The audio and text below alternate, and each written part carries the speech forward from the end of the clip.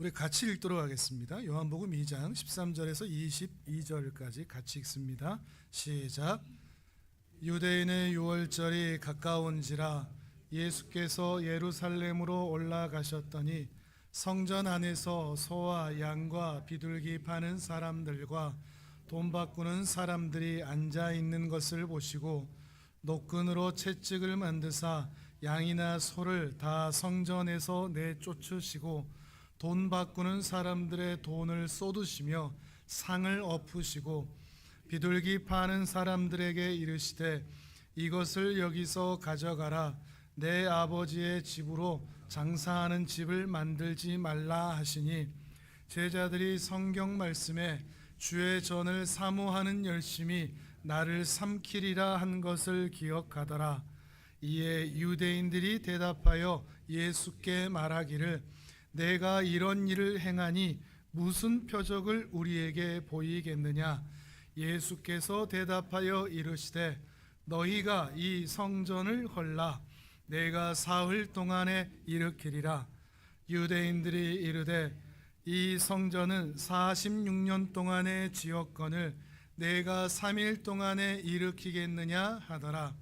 그러나 예수는 성전된 자기 육체를 가리켜 말씀하신 것이라. 죽은 자 가운데서 살아나신 후에야 제자들이 이 말씀하신 것을 기억하고 성경과 예수께서 하신 말씀을 믿었더라. 아멘. 요한복음을 기록한 사도 요한이 계속해서 말씀을 이어가면서 자신의 증거를 통해서 예수님을 믿고 따르는 무리들이 형성되기 시작했다 하는 것을 우리가 지금까지 봤습니다. 그들이 갈릴리 가나로 먼저 향했었죠.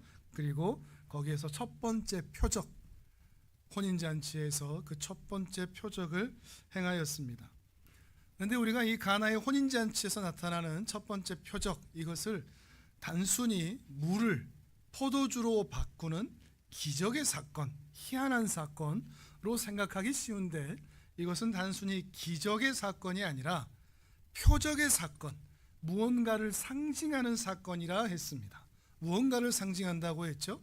주께서 장차 영광 받으실 일이 무엇인지, 그래서 그가 장차 이루실 일이 무엇인지, 특별히 정결 항아리에 있는 물을 사용하셔서 포도주를 만드신 일을 통하여 모든 백성들을, 죄와 더러움에 있는 백성들을 정결하게 하실 것이며 맹물 같은 인생들을 포도주 같은 인생, 포도주가 끊어져 탄식하고 한숨을 쉴 수밖에 없는 영혼들을 기쁨과 감사와 찬송으로 가득한 인생으로 다시 채우실 것을 드러내는 첫 번째 표적, 그 일이라 했습니다. 그 사도 요한은 이제 이 일 이후에 성전을 정결하게 하는 그 일을 하게 되는데, 이 과정이 그저 우연히 일어난 전혀 다른 사건이 아닌 것으로 보입니다. 적어도 사도 요한은 매우 의도적으로 그 다음에 이 성전 정결 사건을 기록하고 있다는 것이죠. 그러니까 혼인잔치의 첫 번째 표적을 통해서 이제 예수께서 메시아의 영광을 드러내어 하나님의 사랑과 은혜를 이스라엘 백성들 가운데 채우실 때가 가까이 왔는데, 성전 정결 사건을 통하여 메시아가 이스라엘에 나타나셨으나 그 이스라엘의 현재 그들의 어두운 영적 현실이 어떠한지, 암울한 저들의 내면의 상태가 어떠한지를 드러내는 사건, 그게 바로 성전 정결 사건이라는 것이죠. 그러니까 이건 역시 또 단순하게 성전을 깨끗하게 치웠다, 그러니까 윤리적으로 또는 신앙적으로 종교적으로 너희도 거룩하게 살아라, 마음에 있는 더러운 것들을 다 벗어내라 라는 정도의 말이 아니라, 예수님이 오셨으나 예수님이 오신 이 땅의 사람들의 그 내면의 실상, 그 어두운 이면이 얼마나 참혹하고 비참한지, 죄악으로 가득 차 있는지를 드러낸 사건이 바로 성전 정결 사건이라 하는 것입니다. 우리가 먼저 좀 생각해 보아야 할 것이 있는데, 이 성전 정결 사건은 요한복음에는 이 초기에 예수님 사역 초기 한 것으로 기억하고 있고, 같은 사건을 공간복음이라고 말하는 마태, 마가, 누가복음에서는 성전으로 입성한, 예루살렘으로 입성한 마지막 유월절에 행하신 일로 기록을 하고 있습니다. 그러니까 조금 헷갈리죠. 이게 같은 사건인가 다른 사건인가? 어떤 이들은 같은 사건인데 시기적으로만 조금 다르게 했다. 근데 그러기엔 시간차가 너무 많이 나거든요. 대부분의 학자들은 이 다른 사건이라 이렇게 이야기를 합니다. 그러니까 유월절 때마다 예수님은 성전으로 올라가셨고, 예수님의 사역 초기에 한 번, 그리고 예수님의 사역 마지막에도 한 번 더 성전을 정결하게 하는, 장사하는 자들의 상을 뒤엎어버리는, 한 번 그렇게 했으나 여전히 그들의 관행은 끊어지지 않은, 그래서 계속해서 반복해서 할 수밖에 없었던 예수님의 공적 생애를 보통 3년 반 이렇게 말하는데, 바로 이 부분으로 그것을 확인합니다. 적어도 예수님께서 유월절을 3번은 지키셨을 것이다. 전체적인 복음서 전체의 내용을 확인해 봤을 때 적어도 절기를 3번 이상은 지키셨을 것이다. 그래서 예수님의 공적 생애를 3년 정도라고 우리가 추정을 하면서 말하는 것입니다. 그럼 이때 성전을 깨끗하게 하는 이 사건 가운데 어떤 일이 있었는지 같이 한번 확인해 보도록 하겠습니다. 우리 성경을 읽으면서 함께 확인해 볼까요? 13절에서 16절을 우리 같이 한번 읽도록 하겠습니다. 13절에서 16절까지 시작.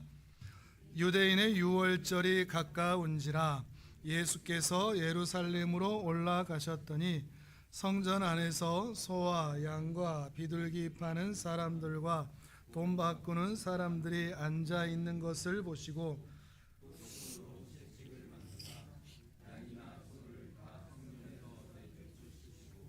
돈 바꾸는 사람들의 돈을 쏟으시며 상을 엎으시고 비둘기 파는 사람들에게 이르시되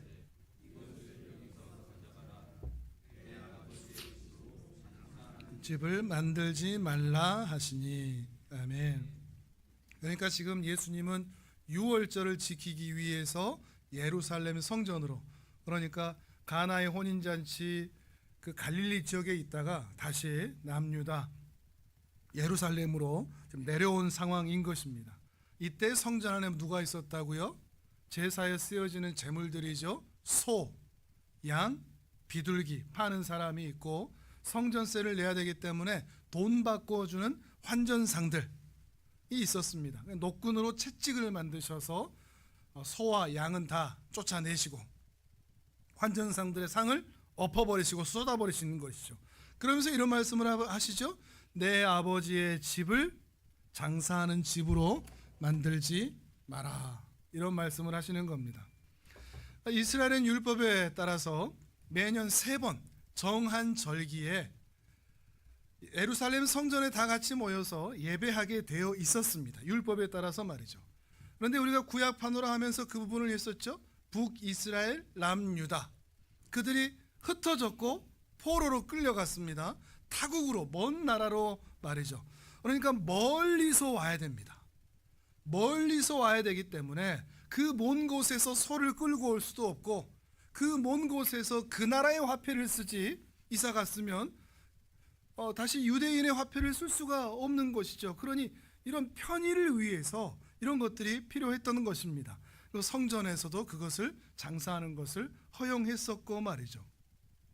한편으로는 대단하죠. 그렇게 먼 곳으로 흩어졌음에도 불구하고, 또 포로로 끌려가 거기에서 정착했음에도 불구하고 이스라엘이 3번의 절기에는 다시 성전으로 돌아오는 그들, 참 대단하죠. 그래서 이 편의를 봐줘도 되지 않겠느냐, 이런 생각들이 당연히 들 수도 있는 것입니다.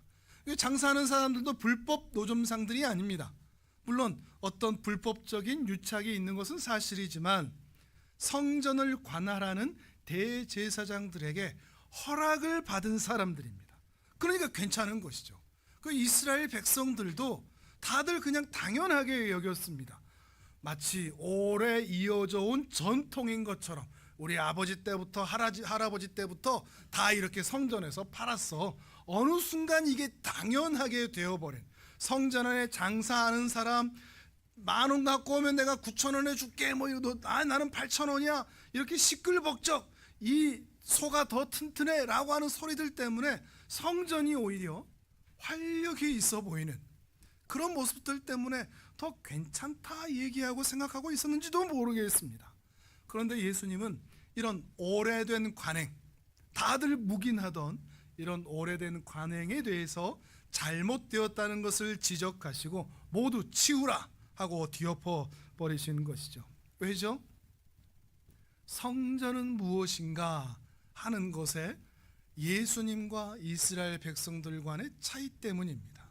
성전은 하나님과 이스라엘 백성들이 만나서 하나님의 은혜를 누리고 하나님의 은혜를 구하는 곳입니다. 그런데 그곳을 장사하는 사람들을 통하여서 이익을 추구하는 장터로 변질시켰기 때문에 예수님께서는 다 치우라고 하신 것이죠. 아무리 사람들의 편의를 제공할 수 있다고 할지라도, 또는 그럴싸한 이유를 댈 수 있다고 할지라도, 그러니까 이 말씀은 그 시절만의 이야기가 아니라 오늘 이 시절에도 동일한 이야기가 되겠죠.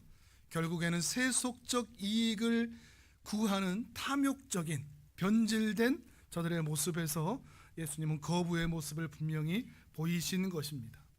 성전은 어떤 곳인가 하는 것을 우리가 다시 한번 생각해 볼 필요가 있을 것입니다. 성전은 성막에서부터 시작을 하죠. 출애굽 이후에 이스라엘이 광야에서 여행을 할 때 하나님께서 이스라엘 진 가장 중앙에 성막을 두게끔 하셨습니다.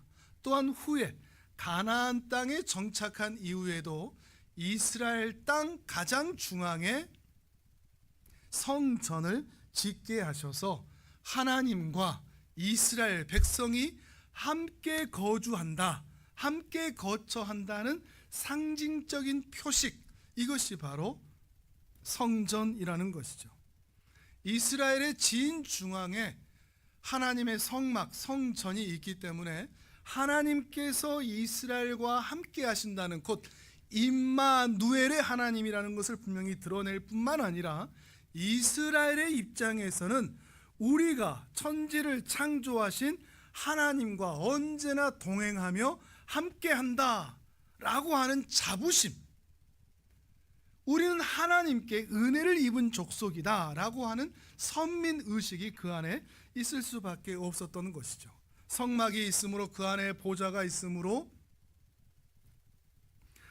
같이 한번 확인해 볼까요? 출애굽기 25장 8절 22절 화면을 보겠습니다. 성막을 짓는 그 설계도의 이야기 부분인데요, 그 중에 성막에 대해서 하나님께서 이렇게 말씀하신 부분이 있습니다. 8절과 22절을 우리 같이 읽어봅니다. 시작. 내가 그들 중에 거할 성소를 그들이 나를 위하여 짓되 거기서 내가 너와 만나고 속죄소 위 곧 증거계 위에 있는 두 그룹 사이에서 내가 이스라엘 자손을 위하여 내게 명령할 모든 일을 내게 이르리라. 아멘. 그러니까 속죄소, 하나님의 보좌, 또 시은좌가 여기에 있어서, 증거계 위에 있어서 하나님의 말씀이 증거가 되고 나타내고 이스라엘이 행할 바를 명령하시는 그곳이 하나님께서 세상을 통치하시는 그 중심이 바로 이 이스라엘 진 중앙에 있다는 것이죠. 그러니까 이스라엘 백성들은 세상의 중심이 이스라엘이라고 여겼습니다. 이해하시겠습니까? 어떤 마음인지, 왜 선민의식을 갖는지.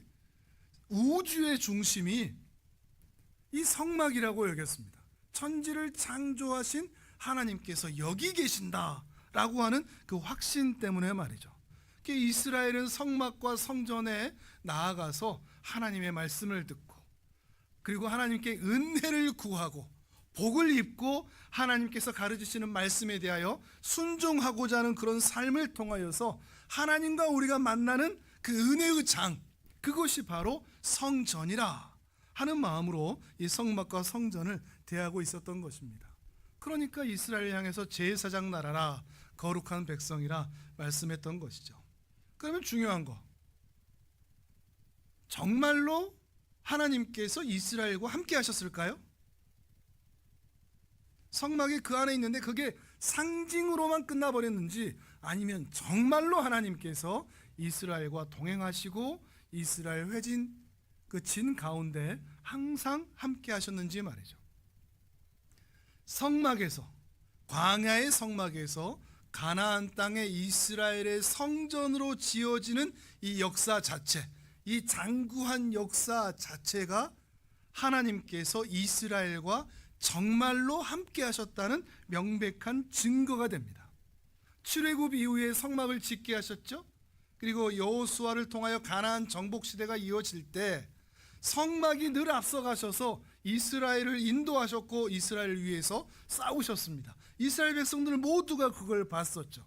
그러다가 하나님 마음에 합한 다윗, 그 다윗을 통하여 모든 적국을 복속시키고 이스라엘의 안식, 이스라엘 백성들에게 안식이 주어질 그때에 그 아들 솔로몬을 통하여 성전을 짓게 하신, 곧 성막에서 시작하여 성전으로 완공된 이 이스라엘의 역사는 하나님께서 이스라엘에게 어떻게 안식을 주셨는가, 은혜를 주셨는가, 어떻게 함께 하셨는가, 정말로 실제로 동행하셨는가 라고 하는 명백한 증거, 보이는 증거가 된다고 하는 것입니다.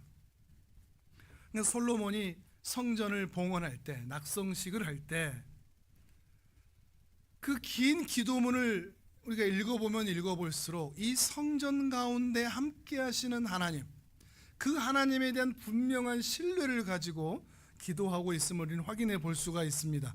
이번에 한번 찾아보실까요? 열왕기상 8장 29절입니다. 열왕기상 8장 전체를 한번 읽어보시면 좋은데, 열왕기상 8장 29절에서 32절까지 화면은 안 나오니까요, 좀 길지만 우리 한번 읽어보겠습니다. 다들 성경 가지고 오셨죠? 8장 27절부터 읽겠습니다. 천천히 읽어보면서 솔로몬이 한 기도에 아마 충분히 감동이 되시리라고 생각을 합니다. 53절까지, 27절에서 53절까지 우리 천천히 솔로몬의 마음으로, 성전이 어떤 곳인가 하는 마음으로 기도했던 솔로몬의 마음으로 같이 한번 읽어봤으면 좋겠습니다. 27절부터 읽겠습니다. 같이 읽습니다. 시작. 하나님이 참으로 땅에 거하시리이까 하늘과 하늘들의 하늘이라도 주를 용납하지 못하겠거든 하물며 내가 건축한 이 성전이오리이까. 그러나 내 하나님 여호와여, 주의 종의 기도와 간구를 돌아보시며 이 종이 오늘 주 앞에서 부르짖음과 비는 기도를 들으시옵소서. 주께서 전에 말씀하시기를 내 이름이 거기 있으리라 하신 곳 이 성전을 향하여 주의 눈이 주야로 보시오며 주의 종이 이곳을 향하여 비는 기도를 들으시옵소서. 주의 종과 주의 백성 이스라엘이 이곳을 향하여 기도할 때 주는 그 간구함을 들으시되 주께서 계신 곳 하늘에서 들으시고 들으시사 사하여 주옵소서. 만일 어떤 사람이 그 이웃에게 범죄함으로 맹세시킴을 받고 그가 와서 이 성전에 있는 주의 제단 앞에서 맹세하거든 주는 하늘에서 들으시고 행하시되 주의 종들을 심판하사 악한 자의 죄를 정하여 그 행위대로 그 머리에 돌리시고 의로운 자를 의롭다 하사 그의 의로운 바대로 갚으시옵소서. 만일 주의 백성 이스라엘이 주께 범죄하여 적국 앞에 패하게 되므로 주께로 돌아와서 주의 이름을 인정하고 이 성전에서 주께 기도하며 간구하거든 하늘에서 들으시고 주의 백성 이스라엘의 죄를 사하시고 그들의 조상들에게 주신 땅으로 돌아오게 하옵소서. 만일 그들이 주께 범죄함으로 말미암아 하늘이 닫히고 비가 없어서 주께 벌을 받을 때에 이곳을 향하여 기도하며 주의 이름을 찬양하고 그들의 죄에서 떠나거든 주는 하늘에서 들으사 주의 종들과 주의 백성 이스라엘의 죄를 사하시고 그들이 마땅히 행할 선할 길을 가르쳐 주시오며 주의 백성에게 기업으로 주신 주의 땅에 비를 내리시옵소서. 만일 이 땅에 기근이나 전염병이 있거나 곡식이 시들거나 깐부기가 나거나 메뚜기나 황충이 나거나 적국이 와서 성읍을 에워싸거나 무슨 재앙이나 무슨 질병이 있든지 막론하고 한 사람이나 혹 주의 온 백성 이스라엘이 다 각각 자기의 마음의 재앙을 깨닫고 이 성전을 향하여 손을 펴고 무슨 기도나 무슨 간구를 하거든 주는 계신 곳 하늘에서 들으시고 사하시며 각 사람의 마음을 아시오니 그들의 모든 행위대로 행하사 갚으시옵소서. 주만 홀로 사람의 마음을 다 아심이니이다. 그리하시면 그들이 주께서 우리 조상들에게 주신 땅에서 사는 동안에 항상 주를 경외하리이다. 또 주의 백성 이스라엘에 속하지 아니한 자 곧 주의 이름을 위하여 먼 지방에서 온 이방인이라도 그들이 주의 크신 이름과 주의 능한 손과 주의 펴신 팔의 소문을 듣고 와서 이 성전을 향하여 기도하거든 주는 계신 곳 하늘에서 들으시고 이방인이 주께 부르짖는 대로 이루사 땅의 만민이 주의 이름을 알고 주의 백성 이스라엘처럼 경외하게 하시오며 또 내가 건축한 이 성전을 주의 이름으로 일컫는 줄을 알게 하옵소서. 주의 백성이 그들의 적국과 더불어 싸우고자 하여 주께서 보내신 길로 나갈 때에 그들이 주께서 택하신 성읍과 내가 주의 이름을 위하여 건축한 성전이 있는 쪽을 향하여 여호와께 기도하거든 주는 하늘에서 그들의 기도와 간구를 들으시고 그들의 일을 돌아보옵소서. 범죄하지 아니하는 사람이 없사오니 그들이 주께 범죄함으로 주께서 그들에게 진노하사 그들을 적국에게 넘기심에 적국이 그들을 사로잡아 원근을 막론하고 적국의 땅으로 끌어간 후에 그들이 사로잡혀간 땅에서 스스로 깨닫고 그 사로잡은 자의 땅에서 돌이켜 주께 간구하기를 우리가 범죄하여 반역을 행하며 악을 지었나이다 하며 자기를 사로잡아간 적국의 땅에서 온 마음과 온 뜻으로 주께 돌아와서 주께서 그들의 조상들에게 주신 땅 곧 주께서 택하신 성읍과 내가 주의 이름을 위하여 건축한 성전 있는 쪽을 향하여 주께 기도하거든 주는 계신 곳 하늘에서 그들의 기도와 간구를 들으시고 그들의 일을 돌아보시오며 범죄한 백성을 용서하시며 주께 범한 그 모든 허물을 사하시고 그들을 사로잡아 간 자 앞에서 그들로 불쌍히 여김을 얻게 하사 그 사람들로 그들을 불쌍히 여기게 하옵소서. 그들은 주께서 철 풀무 같은 애굽에서 인도하여 내신 주의 백성 주의 소유가 됨이니이다. 원하건대 주는 눈을 들어 종의 간구함과 주의 백성 이스라엘의 간구함을 보시고 주께 부르짖는 대로 들으시옵소서.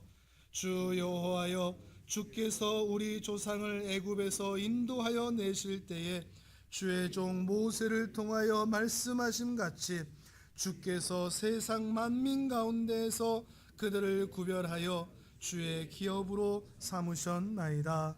아멘.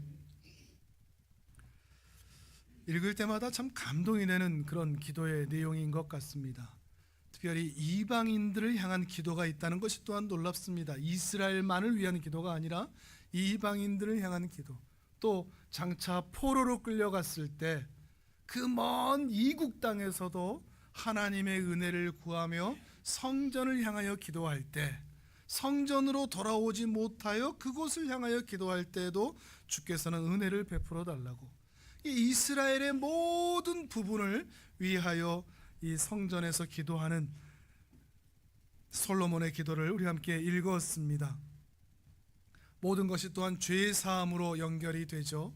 성전의 기본적인 모습은 죄 사함과 연결된다는 것입니다.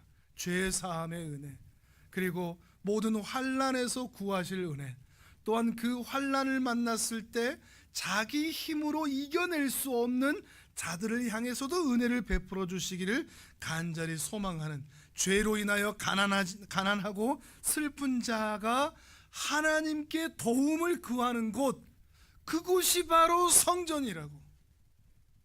이익을 추구하고 자기의 얻을 것을 위하여 사는 그런 곳이 아니라 하나님의 은혜를 구하는 곳, 그것이 바로 성전이라고 솔로몬은 알리고 있는 것입니다.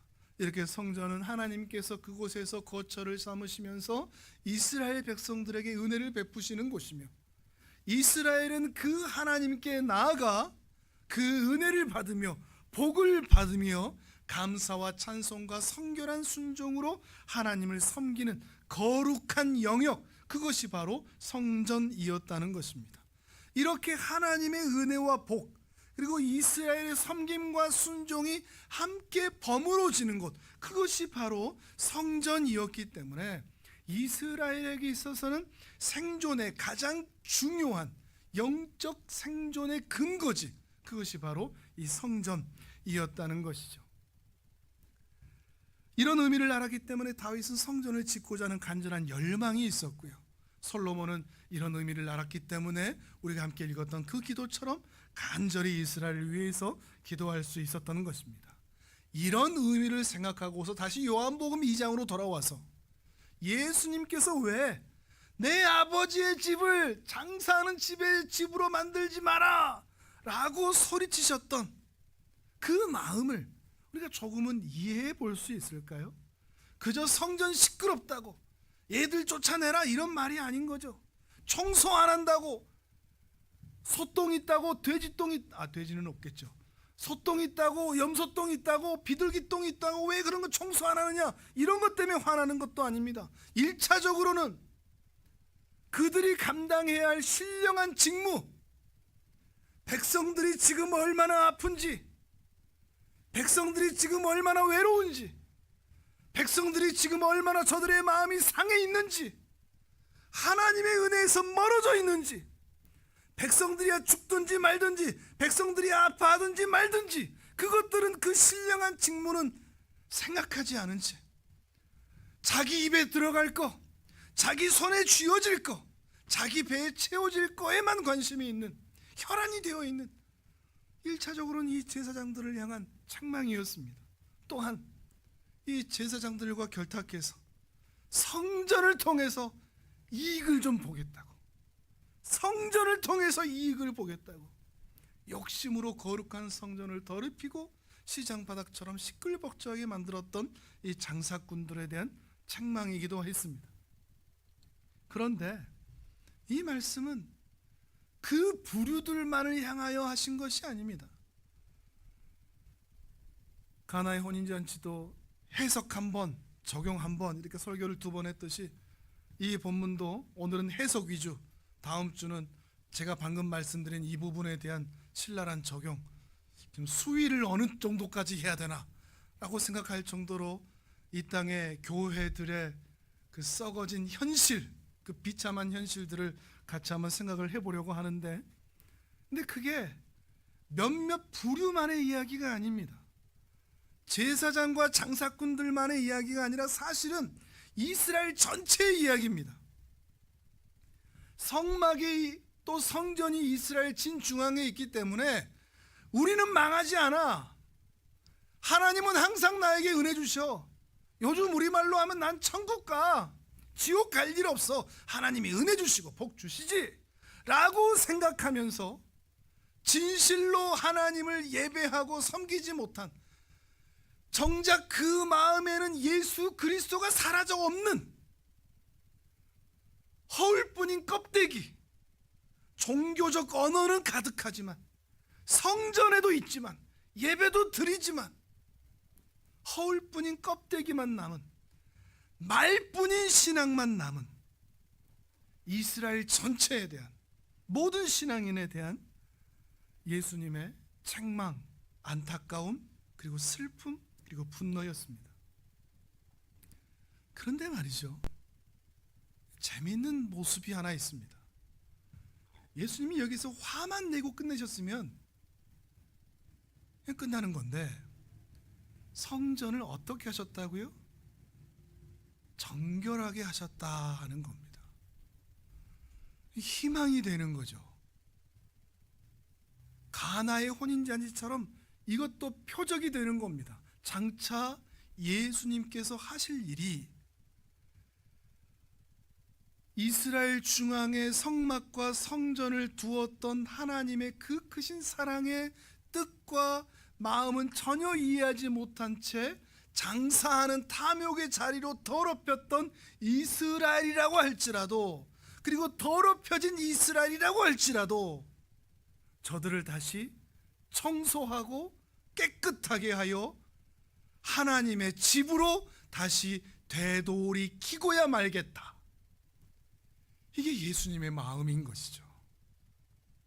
놀랍지 않습니까?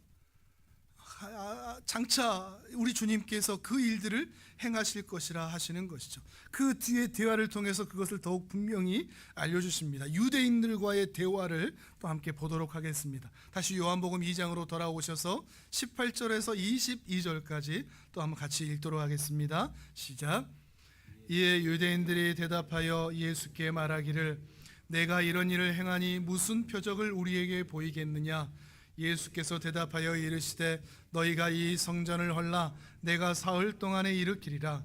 유대인들이 이르되, 이 성전은 46년 동안에 지었거늘 내가 3일 동안에 일으키겠느냐 하더라. 그러나 예수는 성전된 자기 육체를 가리켜 말씀하시는 것이라. 죽은 자 가운데서 살아나신 후에야 제자들이 이 말씀하신 것을 기억하고 성경과 예수께서 하신 말씀을 믿었더라. 아멘. 유대인들이 뭘 먼저 묻고 요구하죠? 표적을 보이라 그러죠. 표적을 보이라. 무슨 말인가 하면 자격이 뭐냐 이런 겁니다. 우리는 성전에서 장사하는 거 허락받고 한다. 허락받고 하는데 네가 왜 뭐라고 하느냐? 너희 손해본 거 너희 어떻게 할 것이냐? 대제사장이 허락한 일을 네가 금지하고 있으니 대제사장보다 네가 더 옳으냐? 대제사장보다 네가 더 우월하냐? 우월한 뜻을 가지고 있느냐? 그 증거를 보여라. 이런 말이 되는 것입니다. 이 증거를 예수님께서는 이렇게 보이셨죠. 성전을 헐라. 너희 성전을 헐라. 내가 사흘 동안에 다시 일으키리라. 이것을 표적으로 말씀해 주십니다. 어렵죠. 이제 이 부분이, 저는 이 부분에서 예수님의 목소리가 좀 궁금합니다. 성전을 막 이렇게 휘저었을 때처럼 야 막 그러면서 비둘기 막 없고 상 없고 막 그랬을 때처럼 야 성전을 다 헐어라. 내가 3일 만에 세울 것이다. 이 자식들 뭐 이러셨을 것인지, 아니면 이제 그 감정은 조금 추스리시고 성전을 헐라. 내가 사흘 동안에 다시 세우리라.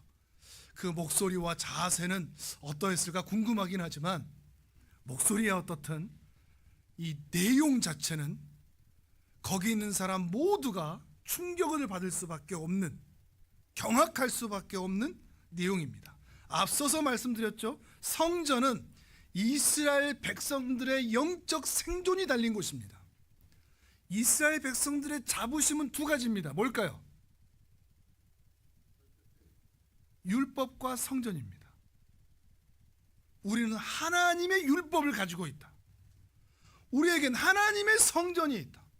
이 두 가지가 이스라엘 백성들에게는 대단한 자부심입니다. 세상 모든 열방에는 없지만 오직 자기들에게만 있는 것이죠. 그런데 그 중에 하나, 이 성전을 허물라라고 하는 것입니다. 이스라엘의 근간을 흔드는 이야기죠. 이런 얘기가 예전에 한 번 있었습니다. 예레미야 선지자를 통해서. 예레미야 선지자가 이스라엘 백성들을 향해서, 남유다를 향해서 성전이 곧 무너진다, 성전 믿지 마라, 그렇게 얘기하니까 이스라엘 백성들이 다 핍박했었죠. 성전이 있는데, 하나님의 성전이 우리에게 있는데 감히 우리 남유다가 멸망할 수 있겠냐? 북이스라엘은 성전이 없어서 망했지만 남유다인 우리는 성전이 있다. 결코 망할 수가 없다. 이스라엘은 안전하다. 그런데도 예레미야는 계속해서 성전이 무너질 것이다 했었죠. 지금 그 얘기를 예수님께서 한 번 더 하고 계시는 것입니다. 성전을 헐어라, 성전을 무너뜨려라, 내가 사흘 동안에 다시 일으킬 것이다. 그러자 유대인들이 말하죠. 이 성전은 46년 동안 지어진 것인데 네가 어떻게 3일 만에 짓겠다고 하는 것이냐. 이제 우리가 헷갈리는 게 바로 이 부분입니다. 자, 그 뒤에 나오는 부분에 있어서 이 성전은 무엇을 가리킨다고 얘기하죠? 예수의 자기 육체를 가리킨다고 표현하고 있습니다. 제자들도 예수님이 부활하신 이후에야 이 성전이 예수의 육체를 가리킨다는 말을 깨달았다고 했으니 적어도 이 시기에 거기에 있던 모든 사람들은 성전을 허물라라고 했을 때 이 성전을 무엇으로 알고 있었다는 이야기죠? 헤롯이 지금 지은 성전, 46년 동안 짓고 있는 그 성전, 건물로 된 그 성전을 모두가 다 생각하고 있었다는 것이죠. 예수님이 생각하는 성전과 제자들이 또는 거기에는 유대인들이 생각하는 성전과 다 다른 겁니다. 솔로몬 시대에 우리가 알고 있는 그 성전이 첫 번째 지어졌었죠. 영광스러운 쉐키나 하나님의 영광이 드러났었던 성전이죠. 두 번째 성전은 포로로 돌아왔을 때 소박하고 초라한 성전. 근데 거기에서는 하나님의 영광의 구름이 뜨지를 않았었습니다. 그리고 세 번째, 다시 짓고 있는 게 이 헤로드 왕 때 지었던 성전입니다. 근데 이 헤로드 왕 때 지었던 성전이 지금 무려 46년 동안 짓고 있을 정도로 어마어마한 규모, 화려함이었습니다. 제자들이 예수님과 함께 가는데 이 돌들의 아름다움을 보십니까? 제자들이 자랑할 정도였고, 각 나라로 흩어졌던 이스라엘 디아스포라 사람들이 막대한 헌금을 해서 지었던 그 영적 자부심마저 있었던 그 성전이었던 것이죠. 그런데 예수님께서 이 성전을 허물라, 내가 다시 세우겠다 그러라고 얘기하니 성전을 허물라라는 말에도 경악을 하고 3일 만에 다시 짓겠다고 하니 그 말에도 모두 경악할 수밖에 없었던 것이죠. 자, 뭐가 문제라고요? 예레미야 시대의 사람들이나 2000년 전에 예수 앞에 있는 사람들이나 그리고 오늘 우리들이나 성전을 건물로 이해하는 것, 교회를 예배당으로 이해하는 것과 마찬가지 수준인 것입니다. 단순히 건물이나 공동체냐 이런 차원이 아니라 마치 경건하다, 거룩하다라는 것을 종교적 피상적 행위로만 이해할 수밖에 없는, 눈으로 보이는 것이 전부라고 여기는, 눈으로 보이는 것이 신앙의 전부라고 여기는 그 피상적 수준, 그것이 바로 문제인 것입니다. 물론 보이는 성막, 보이는 성전이 진정한 성전일 때도 있었습니다. 언제일까요? 하나님의 영광이 나타났을 때 성막을 짓자, 최초의 성막을 짓자, 출애굽기 40장에서 쉐키나 하나님의 영광의 구름이 떠올랐죠. 솔로몬의 성전이 지어지자 하나님의 영광의 구름이 떠올랐죠. 그러나 이스라엘의 불신앙과 완악한 죄악으로 인하여서 하나님은 유다를, 이스라엘을, 성전을 떠나셨습니다. 이스라엘과 더 이상 함께하지 않습니다. 하나님이 함께하지 않으시는 성전과 성막은 아무 이유가 없는 겁니다. 제가 처음 요한복음 시작하면서 그런 질문을 한 적이 있습니다. 세례 요한이 세례를 베풀 때 거기에서 막 회개의 세례가 일어나는데 저도 궁금했습니다. 아니 성전이 있는데 그 성전에서 일어날 일이 왜 성전 밖 요단강가 이 세례 요한에게서 일어나고 있는가? 이해할 수 없는 일입니다. 성전 밖에서 이 일이 일어나고 있으니까요. 그런데 여기에서 그 답을 저는 조금은 찾은 것 같습니다. 왜요? 성전에서 이미 하나님이 떠나셨기 때문에. 제사장도 있고 예배도 있고 제물도 있고 화려한 건물도 있으나 더 이상 하나님은 그 성전에 계시지 않기 때문인 것이죠. 그러니까 이들은 예레미야 시대의 사람들이나 아니 구약 모든 사람들이나 예수님 앞에 있던 사람들이나 오늘 우리나 결정적인 중요한 요소를 잊고 있는 것입니다. 무엇이죠? 그것은 하나님의 임재입니다. 성막과 성전과 교회의 가장 중요한 핵심적인 요소는 하나님의 임재입니다. 그 하나님의 임재는 생각하지 않고 외적인 건물만 붙들고 피상적이고 종교적인 행위만 하고 거기에서 떨어질 은혜들, 복들, 돈들, 콩고물에만 관심이 있는 그런 모습이었다는 것입니다. 예수님께서 허물나는 성전은 대체 뭐였을까요? 그럼 여기에서 다시 생각해 볼 필요가 있습니다. 예수님께서 자기 육체로 자기가 만들어야 할 성전이라고 말씀하셨으니 허물어야 할 성전은 무엇이겠습니까? 사람의 손으로 만든 모든 것을 가리킵니다.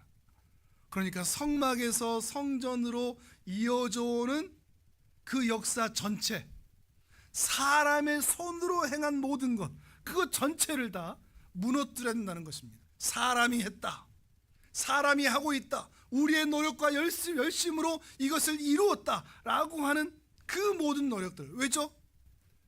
왜 그것이 의미가 없죠? 지금의 성전이 그것을 보이듯이 사람이 지은 성전에는 하나님께서 영원히 거하실 수 없기 때문입니다. 사람이 지은 성전은 예수께서 자기 육체로 지은 성전, 곧 참 성전, 하늘 성전, 신령한 성전의 그림자에 불과합니다. 예배당도 성막도 성전도 종교적 피상적 행위들도 우리가 하고 있는 모든 종교적 행위들도 다 그림자에 불과합니다. 그건 진짜가 아닙니다. 예수가 자기 육체로 세운 진정한 성전에서 흘러나오는 것들이어야만 참된 것이 된다는 것이죠. 그래서 예수께서 사람의 손으로 짓지 아니한 자기 손으로 자기 육체로 직접 진정한 성전을 이 땅에 오셔서 짓겠다고 오셨던 것입니다. 이제 우리가 조금 힌트를 얻죠. 내가 사흘 동안에 일으키리라 라는 이 말씀을 통해서 예수께서 자기의 육체로 진정한 성전을 세우시는 일이 무엇과 관계가 있다? 예수 그리스도의 십자가에서의 죽음과 부활과 관계가 있다는 것을 우리는 생각해 볼 수가 있습니다. 에덴 동산에서 아직 죄를 짓지 않을 때 하나님과 사람이 함께 거닐면서 살았다가 죄로 인하여서 그것이 무너지고 하나님과 사람이 헤어지고 성막을 통해서 성전을 통하여서 잠시 신기루처럼 다을랑말랑 만날랑말랑 했던 그 모습으로 지내다가 인간의 죄로 인하여 다시 그 성전에서 하나님이 떠나셨다가 예수께서 자기 육체로 입고 오셔서 자기 육체를 통하여 이루신 진정한 성전, 그 성전을 통하여 새로운 에덴 동산, 새로운 예루살렘, 그래서 에덴 동산에서의 아담과 하와가 하나님과 교제했던 그 교제를 뛰어넘는 성막과 성전에서 이스라엘과 하나님이 만났던 그 아름다운 영적 결합을 훨씬 더 뛰어넘는 아름다운 사귐과 교제가 예수 그리스도를 통하여 이루어질 것에 대해서 말씀하고 계시는 것입니다. 그러니까 예수님이 죽으실 때 옛 성전의 휘장이 찢어졌던 이유가 바로 거기에 있는 것이죠. 옛 것은, 사람이 지은 것은 다 끝나고 예수 그리스도를 통하여 온전히 새로운 성전이 지어진다는 것입니다. 그러니 성전은 누구입니까?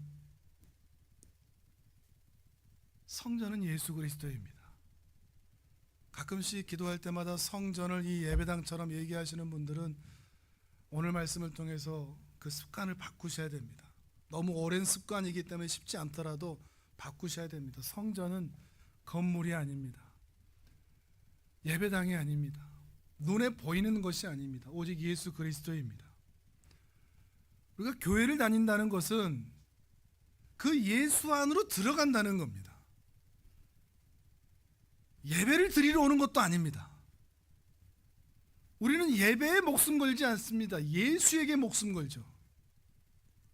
밥 먹으러 오는 것도 아니고, 사람 만나러 오는 것도 아니고, 사람 만나서 예배 드리면서 감정적 위안을 얻고자 하고 영적 충전을 얻고자 나오는 것도 아닙니다. 교회를 다닌다는 것은 예수 안으로 들어가는 겁니다. 내 옛 성전을 다 허물고 성전으로 들어가서 성전이 되는 것, 그게 신앙입니다. 나의 옛사람을 죽이고 예수 안으로 들어가서 예수가 되는 것, 예수를 닮아가는 것, 그것이 바로 신앙입니다. 그렇게 사는 사람을 신자라고 부르는 겁니다. 그렇게 사는 사람의 신자의 삶을 신앙생활이라고 말하는 것이죠. 근데 이게 어렵죠. 오늘도 그렇지만 이해하시는 분이 한 절반쯤 되는 것 절반도 안 되는 것 같은 그런 불안한 마음이 엄습해 오기는 하지만, 또 하여튼 주일 이후에 또 많이 또 한번 들어보시기를 바랍니다. 이 쉽지 않은 내용이니까요. 왜냐하면 예수님과 함께 있었던 제자들도 예수님이 부활하시고 나서야 알았다고 하지 않습니까? 예수님께 직접 배운, 예수님이 한마디만 알려주시고 자세하게 설명은 안 해주셔서 다들 못 깨달았을까요? 아니요, 그러지 않았을 겁니다. 아무리 자세하게 설명해도 제자들도 깊이 이해하기 힘들었던 그런 내용들입니다. 그러니 우리도 이 내용이 무엇인지, 신앙이 무엇인지, 교회를 다닌다는 것이 무엇인지 깊이 이해한다는 것은 결코 쉬운 일이 아닙니다. 많은 시행착오, 실수, 실패를, 그리고 많은 세월을 지나야만 깊이 이해할 수 있는 말이 되겠죠. 무엇보다도 진리의 성령이신 성령님께서 우리 마음에 찾아와 주셔야만 가능한 일인 줄을 믿습니다.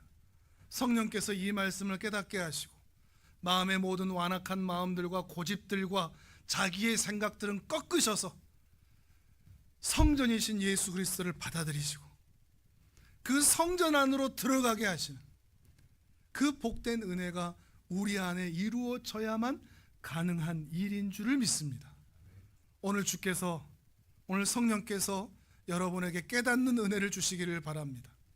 신앙이라는 것이 그저 종교적 행위를 하는 것으로 끝나버리는 것이 아니라 예수 안으로 들어간다는 그 넓고 깊은 의미, 그 의미를 이 가슴에 깊이 새긴 채 날마다 임마누엘의 주님과 깊이 동행하시는 존귀한 하나님의 사람들 되시길 주님의 이름으로 축복합니다. 아멘. 오늘 성찬식을 함께 하도록 하겠습니다. 오늘 성찬식의 주제는 성전으로 들어가서 성전이 됩시다. 예수 안으로 들어가서 예수가 됩시다. 우리가 주의 피를 먹고 마실 때 주님 안으로 들어간다는 마음으로, 주님 안으로 들어가 주님이 된다는 마음으로 이 자리에 함께 참여하시기를 바랍니다. 우리 예수양교회 성도님들도 함께 참여하시면 되겠습니다. 세례를 받으신 모든 분들은 함께 하시면 되겠습니다. 성찬을 위한 고백은 하지 않고요. 시간이 조금 되어서 우리 찬송가 265장 함께 찬양하도록 하겠습니다. 264장 찬양하도록 하겠습니다.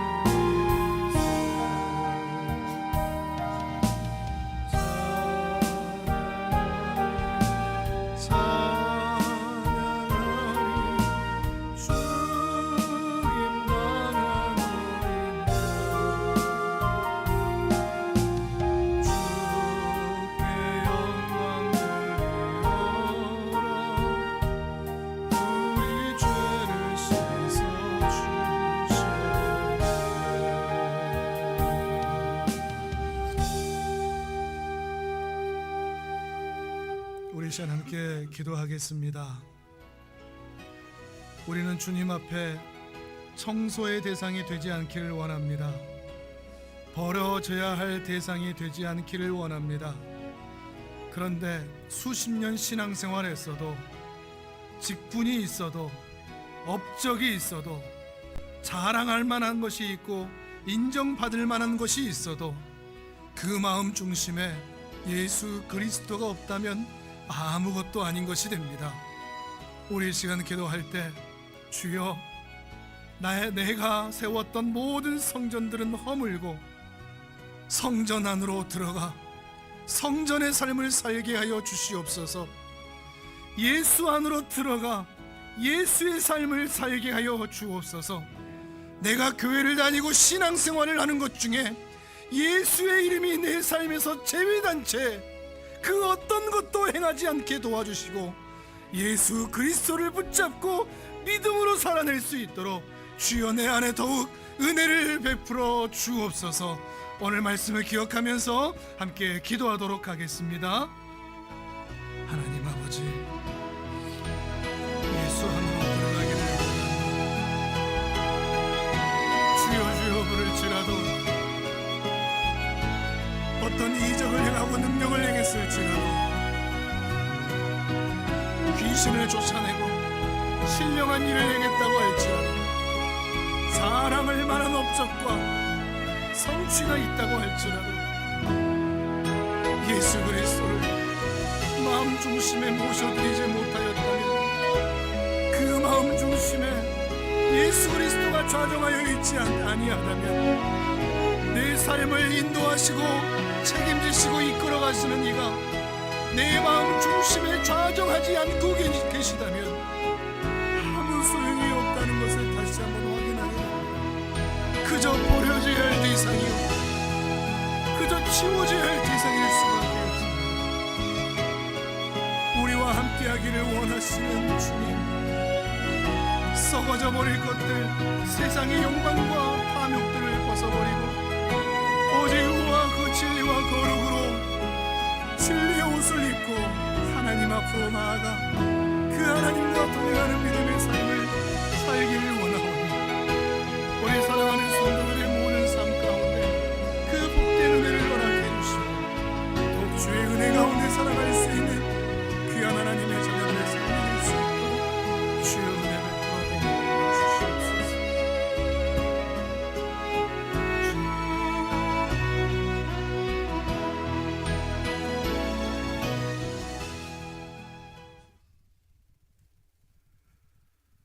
2000년 전에 이 땅에 오신 예수, 그가 나와 상관이 없다면 내 인생도 아무것도 아님을 기억하게 하옵소서. 그가 내 마음의 중심에 자리 잡지 못하고 있다면 내가 오늘 살아가는 것도, 내가 열심히 살아가고 높은 곳을 올라가고 많은 것을 가지려고 하는 그 모든 열심과 노력도 다 쓸데없는 것이라는 것을 깨닫는 은혜를 허락하여 주옵소서. 예수 안으로 들어가야만, 예수가 내 마음 가장 중심 그 자리에 앉아 계셔야만, 그래서 그 예수가 나를 일어나게 하고 나를 살게 하고 나로 주님을 찾게 하고 나로 주님의 양심을 따르게 하며 주의 제자의 길을 가게 할 때에만 내 인생이 의미가 있다는 것을 기억하며, 오늘 우리 다 누군가에게는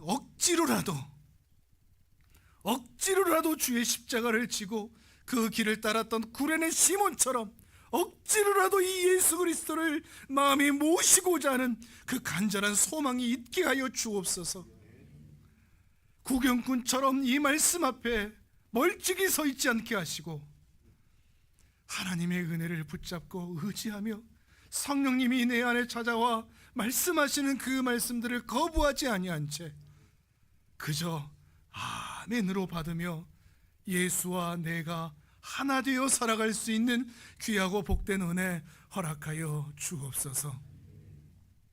이 더운 날, 이 바쁘고 정신없는 날에도 예수가 내 삶의 중심이 된다면 우리가 못 살 것이 무엇이겠습니까? 우리를 힘들게 하고 어렵게 만드는 사람들과 일들이 있다고 할지라도 내 마음 중심에 예수가 자리 잡고 있다면 우리가 왜 상처를 받고 왜 눈물을 흘리겠습니까?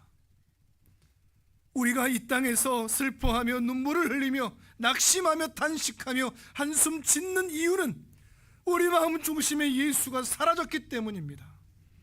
우리 마음 중심이 청소되어야 할 대상이 되어 있기 때문입니다. 주님이 우리 마음에 찾아오셔서 이 마음을 다시 깨끗하게 해 주셔야만 하는 것입니다. 우리 다시 그 은혜를 구하며 하나님 앞에 서오니 주여 은혜를 베풀어 주시옵소서. 이 정신없고 혼탁한 세상 가운데서도 예수 그리스도를 주인으로 모시며 주님과 동행할 수 있는 귀한 하나님의 자녀들이 되게 하여 주옵소서. 우리에게 찾아오시는 주님을 기억하며 우리도 주님을 찾고 찾으며 사는 인생들이 되게 하시고, 이곳을 떠나 세상으로 나아갔을 때 우리의 가정과 우리의 일터와 우리의 학교와 우리의 일상의 거리에서도 주님과 동행할 수 있는 귀한 하나님의 자녀들이 되게 하여 주옵소서. 교회 안에서만 아니라 세상에서도 신자답게 살아갈 수 있는 우리 모든 성도들의 삶, 그러면서도 담대하고 기쁘고 감사하는 맹물 같은 인생을 포도주처럼 바꾸시는 주님을 의지하는 삶을 살아낼 수 있는 우리 모든 성도들 되게 하여 주옵소서. 우리 예수양교회 우리 김영철 목사님에게도 이 동일한 은혜 허락해 주시고, 있는 곳에서 하나님의 교회를 아름답게 세워낼 수 있는 귀한 자녀들 되게 하여 주옵소서. 이제 이들을 세상으로 파송하오니 우리 모두가 있는 곳에서 하나님의 성전으로 살게 하시며 하나님의 교회됨을 드러낼 수 있는 이 한 주간 될 수 있도록 은혜 위에 은혜로 동행하여 주옵소서. 함께 하시는 줄을 믿사오며 은혜 주시는 줄을 믿사오며 존귀하신 예수 그리스도의 이름으로 기도드립니다. 아멘.